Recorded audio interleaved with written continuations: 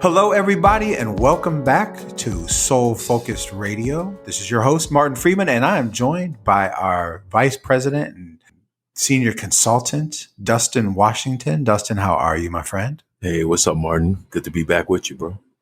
Man, it's great to have you. Great to have you back again. And I can't wait to get into our conversation today. But I just want to do a check-in, see how you're doing. How's the family? How's everything going in your world? Yeah, everything's going really well. We kind of figured out, Nico has a restless leg syndrome, which has been interrupting his sleeping a lot, and of course interrupting our sleeping.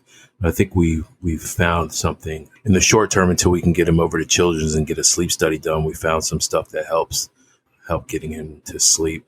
There's some Children's melatonin and some magnesium cream that we could rub on his legs. So it's helping him to get more rest, which is definitely helping him have better days because he's not sleep deprived. So that's the biggest challenge we were trying to overcome. But other than that, man, I feel really good getting really focused and deep into my meditation, which is changing the flow of my days and nights. So I'm really appreciating that.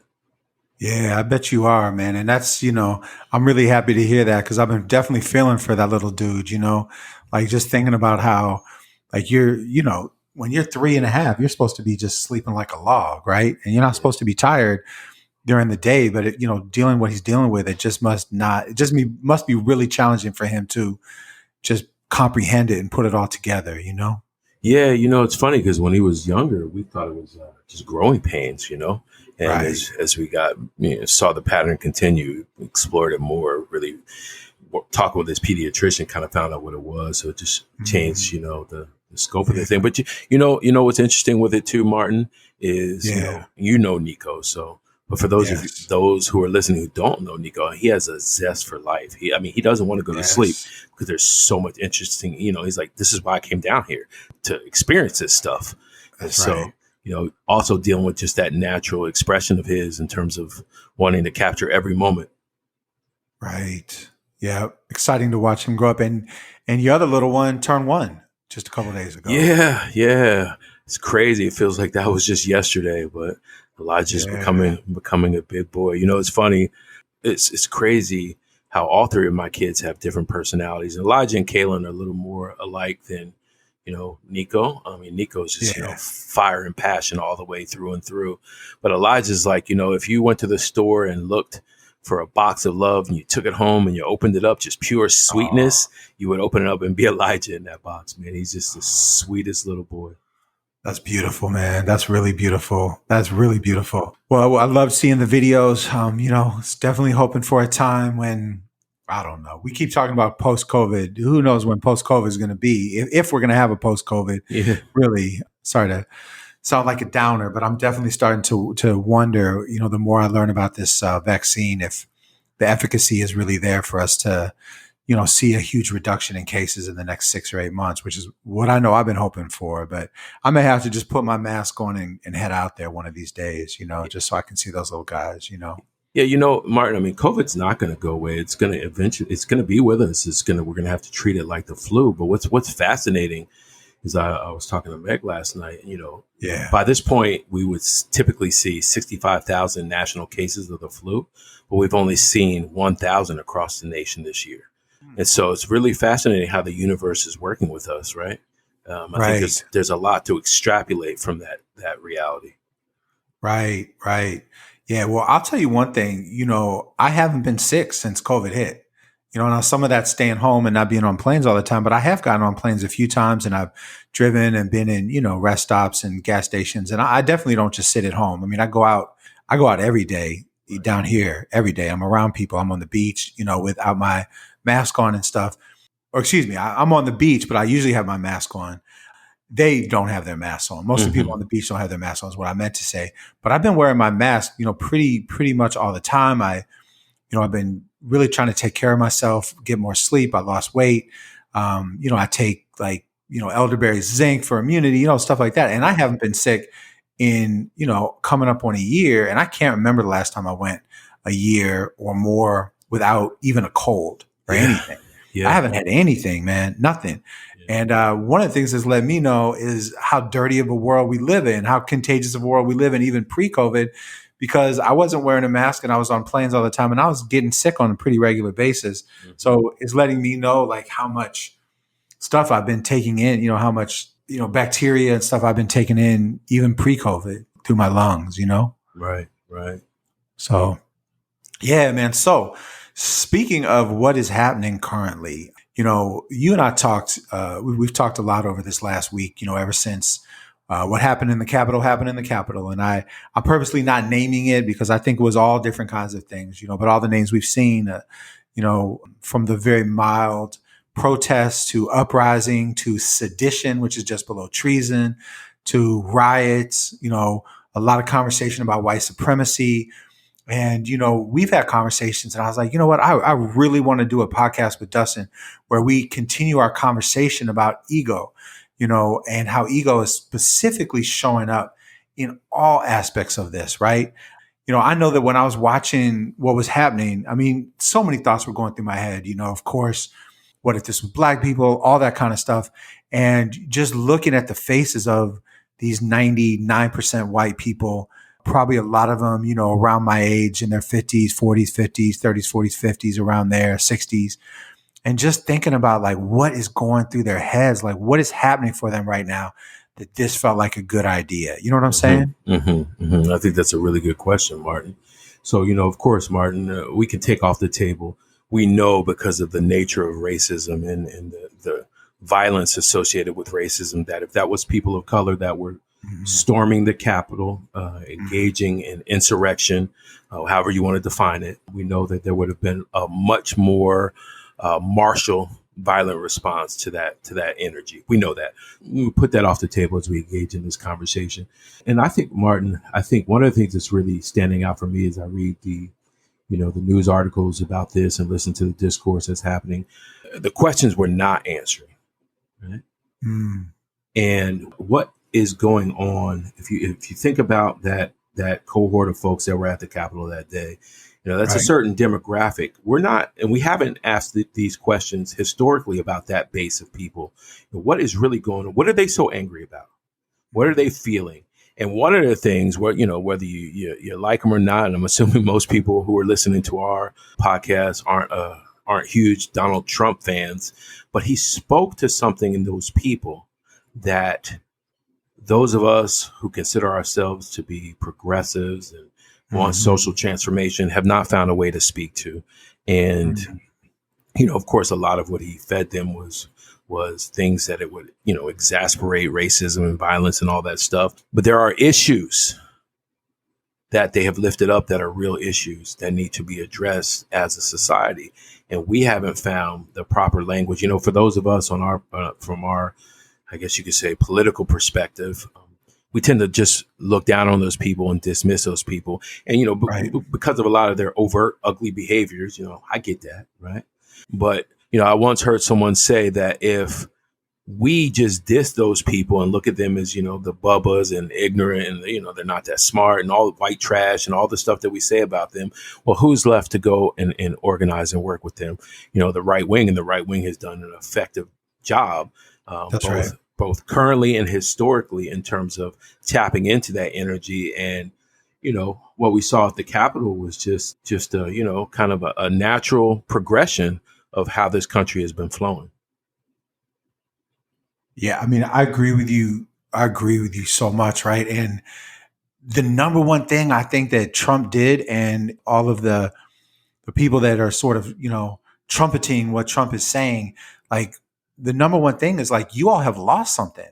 Like, for the idea of making America great again means that your America, the America that was designed for you, isn't great anymore. Right. So just that very idea, like 4 years ago, it taps into this zeitgeist of like, like even hearing myself use that word, I'm like, sometimes I hate when people use words like that. So tapping into this collective unconscious, tapping into this like fervor, where people get themselves worked up in this fervor. I mean, for years and years and years, one of the things that I've said in doing the anti-racism trainings is that white people are great organizers around everything except ending racism.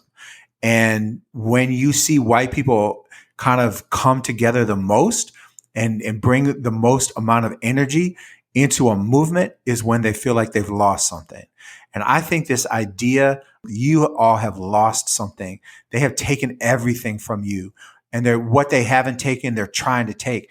That was so effective at riling people up. You know what I'm saying? That's That right. hit people like just that was the thing that I think was the trigger point for them, you know? That's right. That's right. And so, Martin, so let's work with the notion of something being taken away. And so what we have not been able to find a rhythm around a conversation with this cohort of humanity is ultimately what's been taken away from them has been their humanity. And Right. that's something that happened from the very beginning. If we're just isolating on the United States, I mean, we could, of course, take this conversation back further in history, but let's just focus on the United States.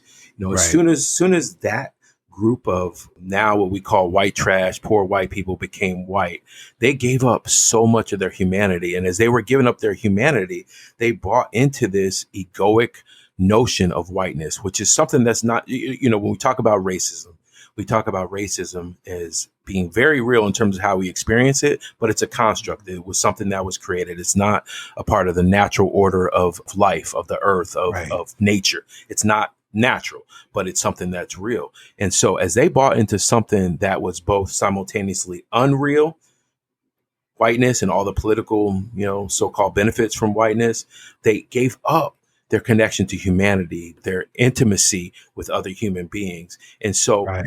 you couple that with that group of people being profoundly dogged out economically, Hmm. socially throughout the history of this country, right? They are in many ways reaching for something, and they think it's political stuff and things of that nature, but really what they're really reaching for is a reconnection back to humanity. And now, but we have not had the wherewithal to really sit and have that level of conversation. And until we have that conversation, one of the things I've been really realizing is that history is cyclical. Everything Hmm. that we're experiencing right now, we've experienced over and over and over again. And we Hmm. keep applying the same approach historically, and we keep getting the same results. And so this age that we're living in is begging for us to step into a new approach. And until we do, we're going to keep repeating this same stuff, right? And so you look at the Right. responses that are happening in the media, from politicians, from the left, the responses have been the same responses that we've been conditioned to offer, and we just don't have the vision to see yet collectively that these responses will just send us right back around that Martin, we were talking about a rat in a cage. It's just like that rat running Hmm. around that loop over and over and over again. We need to lift the discourse, right? Really start to begin to talk about what was really lost in this process of Right. becoming white. What's been really lost in this American experience in terms of our humanity and our intimate connection with each other as human beings. Man, you're making me think of so many things right now, Dustin, right? Because, well, one thing you're making me think of is the fact that all of us as white people have all lost the same thing, right? It's just those of us that see ourselves as liberal, progressive, anti-racist, fill in the blank. Those of us that see that, we think we haven't lost it as much. I would say we have lost it just as much. And it shows up because we are still perpetuating racism to this day, but through like a liberal lens, right? So that's one thing that really comes up to me is every white person has had this level of disconnect from humanity. The other thing that came up for me as you were talking is I'm thinking like the brilliance, if you will, of this message that that this other thing, this whiteness, this relative advantage, this like being okay with the way that America was constructed because you've been relatively advantaged and benefiting, for the last 400 plus years. This idea that actually defines you as a human, because that's what they think they've lost. It's really the definition. I think the difference, I've lost my humanity no less than the dude with the Viking horns who was bare chested, right? Or the guy putting his feet up on Pelosi's desk, Nancy Pelosi's desk, right? I've been no less disconnected from my humanity. Somewhere along the line, I was able to see that it wasn't holding on to the illusion of whiteness and superiority that was going to be where I wanted to spend my energy, that wasn't going to be liberation, and that wasn't going to make me feel good and be happy about the way I was living life. But somehow I had to realize the depth of what I've lost, and then be on this journey of reclamation of humanity, of reconnection to humanity. No, that's really right, Martin. And I had a hard time getting out right and white. It's very, very right what you're saying. And Mm-hmm. Martin, one of the telltale signs of ego is separation.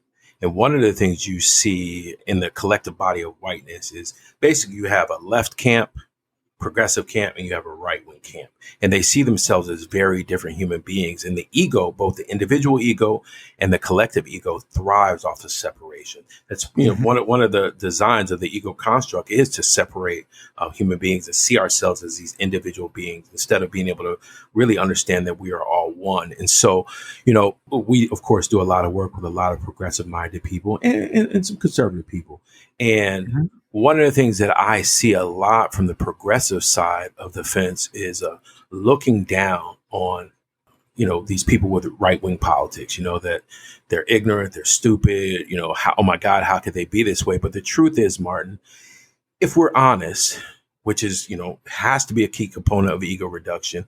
If we're honest, some of the same traits that we see in those people, we're playing out the same stuff just from a different side of the fence. We're just throwing it out from a different direction. So you hear that these people are dishonest, that they're liars. Well, then the question I would always have for progressive folks is, well, where in your life are you not honest, right? Where in your life are you not telling the truth? And the list goes on, right? Some of the same, and you typically, when we're triggered by other people, it's usually because they're holding up a mirror to some things happening within ourselves. Right. And as we are playing this stuff out on an individual level, we are contributing to the collective energy as well. And so, I've been thinking a lot about this notion of pendulums, that our thoughts are energy. And our energy, as we are all thinking around, similar things, we're creating an actual energy being. Our thoughts live within an energy being, and we keep feeding this energy being by projecting this negative energy onto it. So as we're judging those folks who committed who did the stuff that they did at the Capitol, and they believe what they were doing right, we're contributing to that energy. And that's never going to Right. put us in a place of creating something different, right? We're just feeding it and making it stronger. And as long as we sit in righteous judgment and don't begin to look at the reflection that's coming back to us from that mirror, Mhm. again, Mhm. we're going to just keep standing the same cycle over and over. Mm.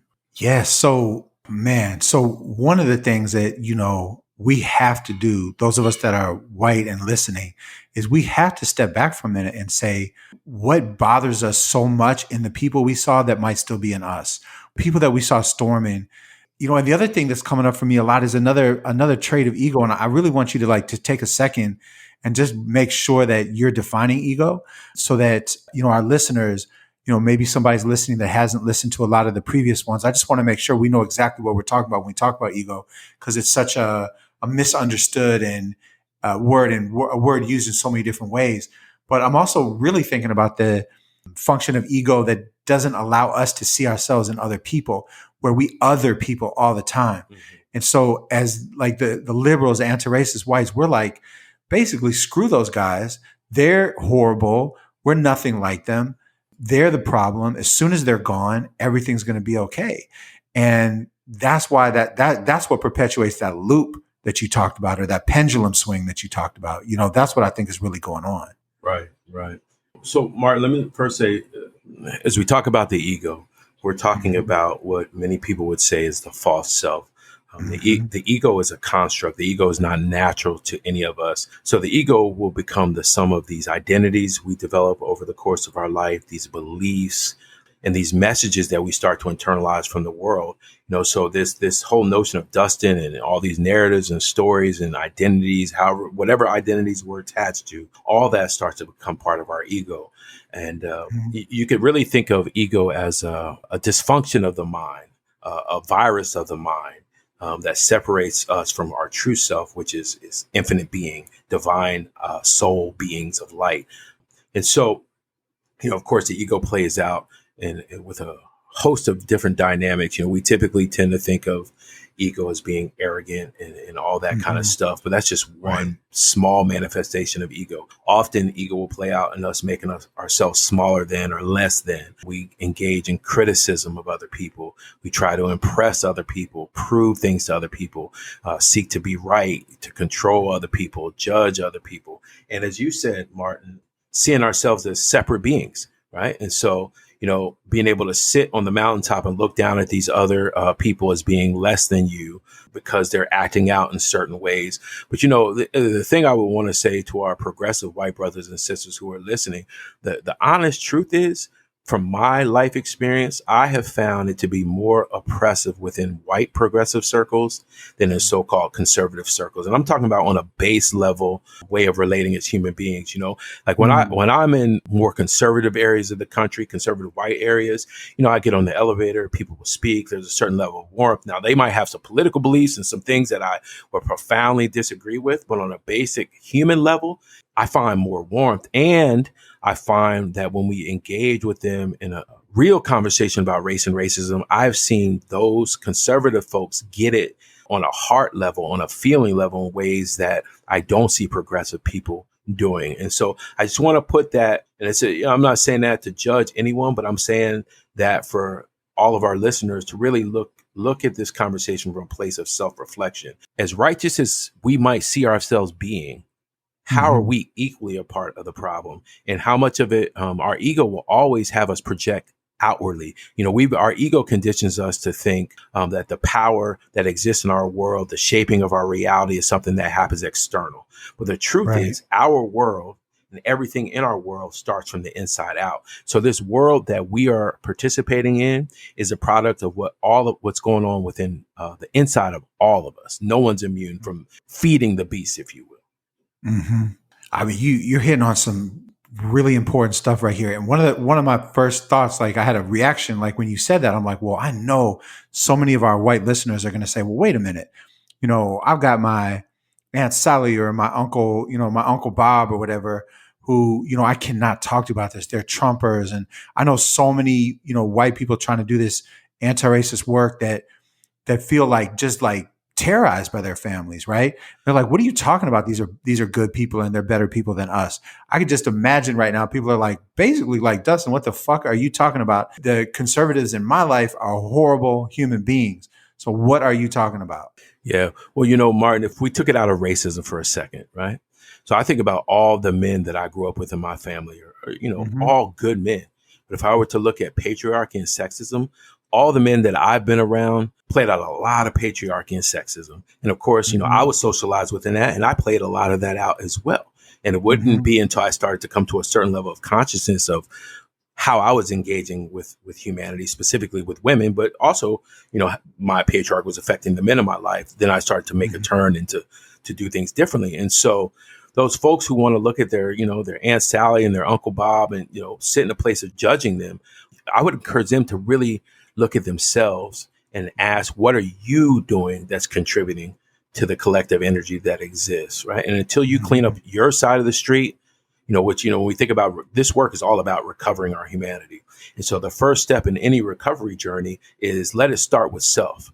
Let it begin with me. And so we are responsible for cleaning up our side of the street. If I'm focusing on you, Martin, and this is not just for white people, this is for all of us. If I just focus on what you're doing, Martin, or what this group is doing over here, instead of looking at myself, right, that's a convenient form of social and spiritual bypass. It allows me to sidestep my responsibility and project all of my energy onto someone else. What we're by and large doing as a society is we're engaged in rampant shadow projection. Right. We're Hmm. Right. demonizing each other all across the board when these things that we're demonizing each other about, they exist in us. And until we develop some maturity around that fact, again, we're going to be in this historical cycle yet again. Yeah, I agree. I agree. And then like happens so much in all of our relationships. If we often feel, and I'm speaking for myself too, that if we don't hold the people in our lives accountable, quote unquote, if we don't correct them, if we don't, you know, like we're losing something. Hmm. which kind of brings the conversation full circle, right? Like, if we can't get our loved ones to like see how wrong they are, like we can't just be with them. Used to tell a story all the time in different trainings about a white girl who was at a training who, we were talking about how horribly we treat our family members because we disagree with them politically. And she told a story about giving her mother the book, The New Jim Crow, for Christmas, right? That was the only present she gave her. And, she wrote on a Post-it note, didn't give her a card. She wrote a Post-it note that said, "Here, Mom, read this. Maybe you won't be so racist," right? Right. Now, if I were to talk to her, I'm pretty sure she'd be like, "My mom is horrible. Like, my mom is terrible. She's inhumane. She's racist. She says and does all these terrible things." And I'm like, "Well, what did you just do? That was like an intense act. You might as well just hit her over the head with it, right? Right. Hit her over the head with that book, because that was a mean, uncaring, unkind act." And this, like, thinking that we lose something if we don't get other people to see our point. It's like the core of a lot of this, isn't it, Dustin? And I mean, I know you and I talk all the time about our relationships, all of our different kinds of relationships. And I know I experience that in my relationships to this day, that if I feel like if I don't point out something or say something, especially if I feel like I'm right, that I've lost something as well. Yeah, so we tend to operate, in this zero sum approach, and our Mm-hmm. egos push us to always be right. We have to be right, and we have to make other people wrong. So when I think about that Mm-hmm. that young woman, she was definitely in the process of making her mom wrong and simultaneously making herself right, which is a Mm-hmm. classic egoic example. But Martin, the thing that I would wish I could say to her if I was talking with her right now directly Yeah. Yeah. is what racism has done and all these forms of oppression has done to all of us is severed our bonds of intimacy. Mm. And intimacy, we all want to be loved. I don't think I've ever met a person who does not want to be loved, even if they've been so beat down in their life that they can't articulate it and don't act Right. in ways that show they want to be loved. At our Right. core, we all want to be loved and we all want to be in an intimate relationship.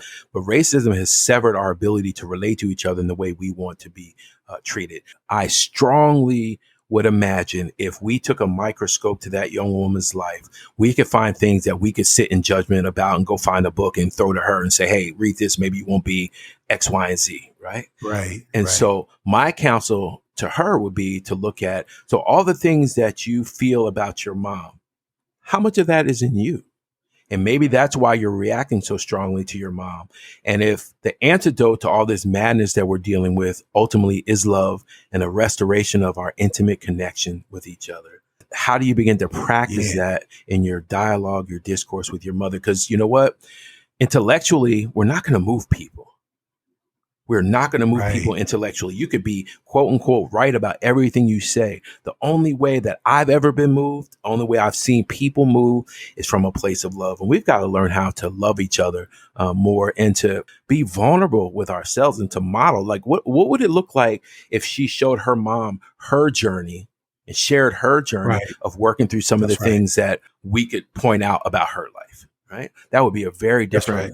different. And Martin, the other thing I want to say is, I don't think we've ever really respected the power of socialization. Because the truth is, Martin, if you put me into the life of many of those people that were at the US Capitol, chances are I would have shown up just like they are. Right. Mm-hmm. And if I Mm-hmm. put you in my life, Martin, you might have played out some of the dysfunction that I played Mm-hmm. out in my life. Right. So none Yeah. of us are immune. And it's not an issue of responsibility. We are all responsible for our actions in this world. We have not really delved into the power of socialization and how it shows up in us. And so the first step is we have to become aware that we've been socialized and had a lot of bullshit put into us so we can begin the cleaning process. Yeah, and that's what you're saying, because it goes exactly back to what we talked about at the very beginning. Is, we don't understand the impact, and I'm especially talking about white folks, because I think people of color, you all are on your own journey around this. I think there's a much higher awareness because you've had to be aware, right, of the constant impacts of racism. For us, like, we don't know the damage. So that young woman that was talking, that told that story, and I really appreciated, because that was a vulnerable story to tell, right? And she put herself out there.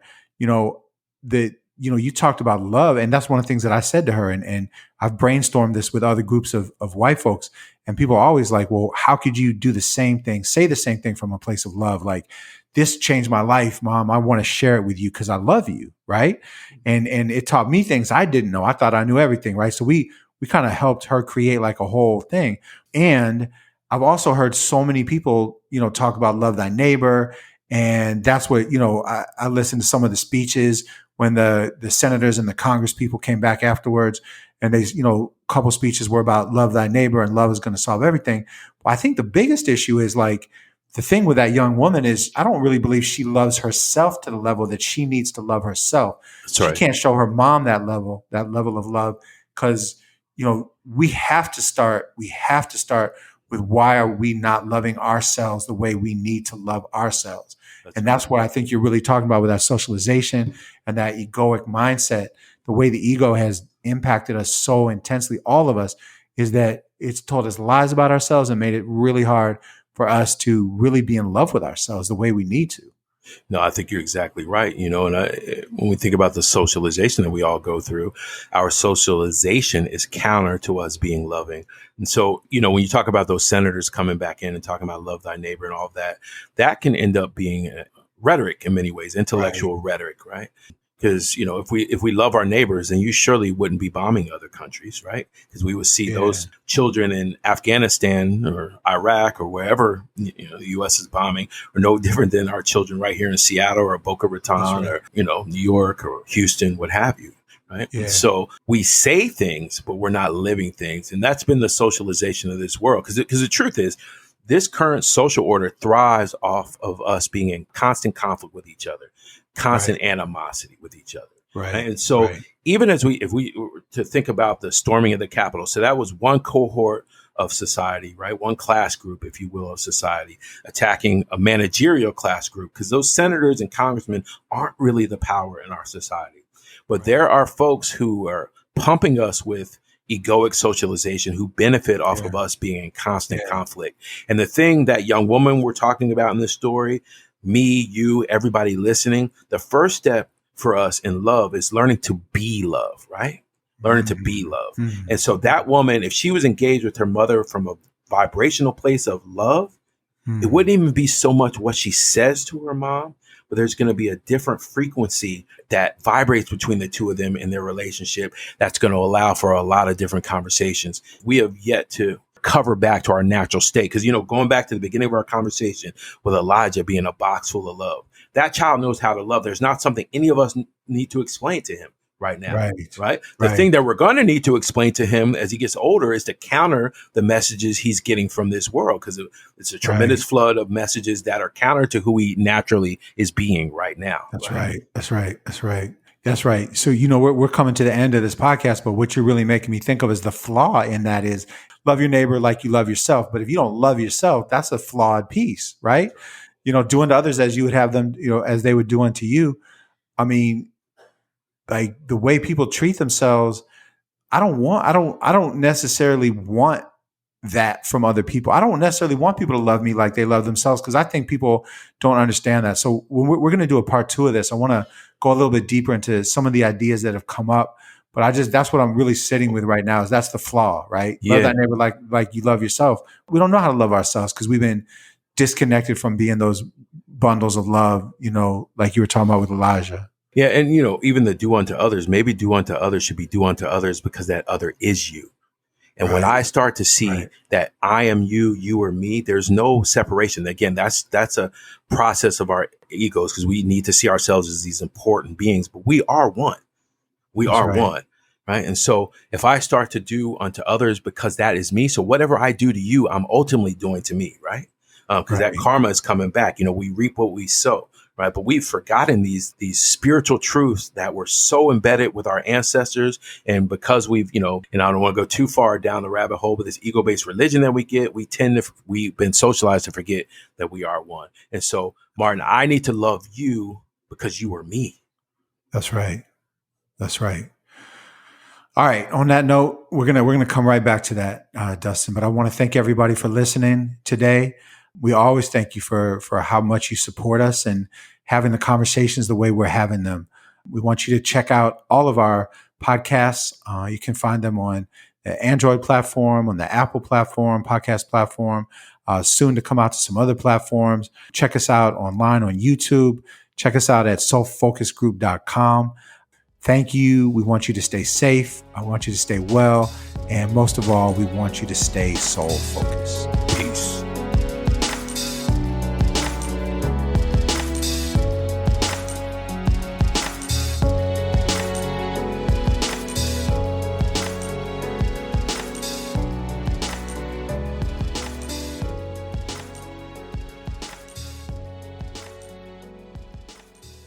If you wish to support and represent the Soul Focus Group, check out our apparel store at our website, www.soulfocusgroup.com/shop.